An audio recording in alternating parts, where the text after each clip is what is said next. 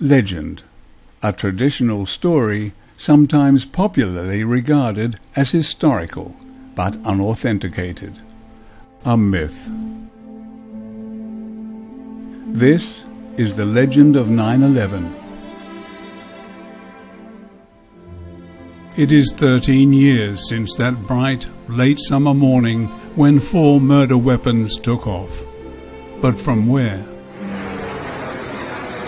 2 of those murder weapons, both resembling Boeing 767 passenger planes, headed for New York, where they crashed into the Twin Towers of the World Trade Center. But we know as much about those murder weapons today as we did when they took to the skies on that dreadful September morning. 13 years on, and we still know nothing about the 9/11 planes. The third murder weapon, we were told, headed towards Washington, where it is said to have crashed into one of the most secure buildings in the world, the Pentagon. A building surrounded by scores of surveillance cameras, but from which we have only seen a few indistinct images of what we had to be told was the third murder weapon, a Boeing 757, which apparently disappeared almost without a trace inside the Pentagon, followed by a huge explosion. Of murder weapon number 4, the last to come down, we know as much as we do about murder weapons 1, 2, and 3. Nothing. Yet the scenario for an Academy Award-winning film was pieced together using a transcript from the alleged cockpit voice recorder from UA-93, and from air-to-ground cell phone calls which many experts do not think could have been connected, a position with which the FBI is now largely in agreement.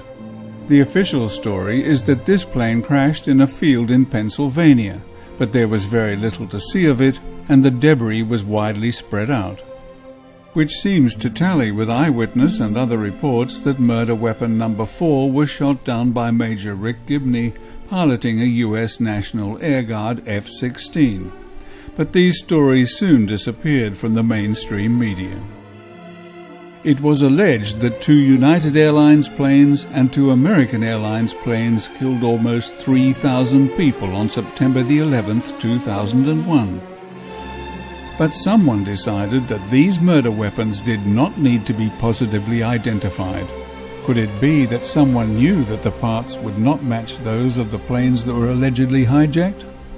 Perhaps the most blatant instance of the suppression of important evidence is the fact that what was almost certainly the core of the right engine of the plane that hit the South Tower was buried in a landfill on Staten Island, over a year before the Commission began its deliberations.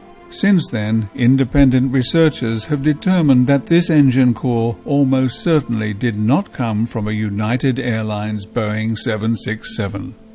This research seems to indicate that this component, called a high-pressure turbine cooling duct, is from a Pratt & Whitney JT9D7 series engine as used on the Boeing 747.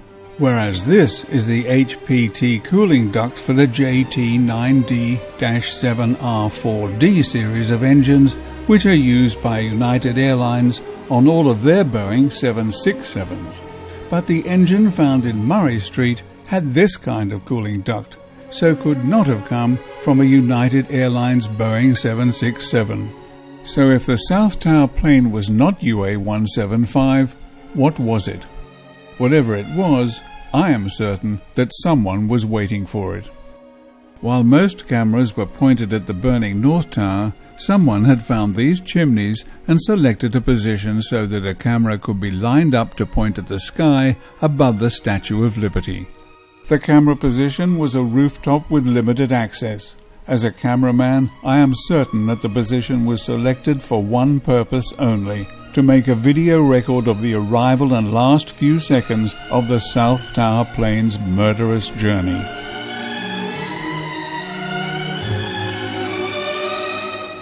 CBS, other US channels, and the BBC showed the video either on September the 11th or soon after, but whoever shot it remains anonymous.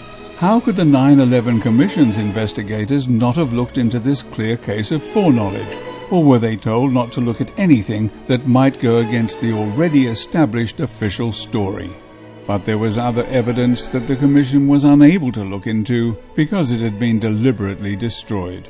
An audio tape from September the 11th of air traffic controllers recalling their experiences with the alleged hijacked aircraft AA-11 and UA-175 was deliberately destroyed by a Federal Aviation Administration manager between December 2001 and February 2002. And to this day, the authorities still refuse to release the serial numbers of any of the flight data recorders, including the cockpit voice recorder. You know, the one that the award-winning movie was based on. The numerous anomalies in the official 9/11 story add up to arguably the most colossal lie ever told.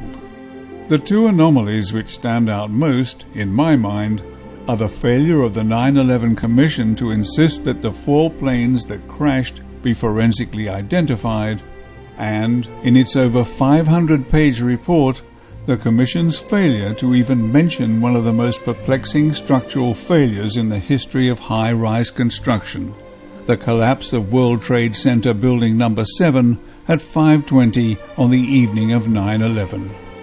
The National Institute of Standards and Technology, NIST, has wasted millions trying to convince the world that this was not a controlled demolition, but the following video proves that it must have been. Listen carefully.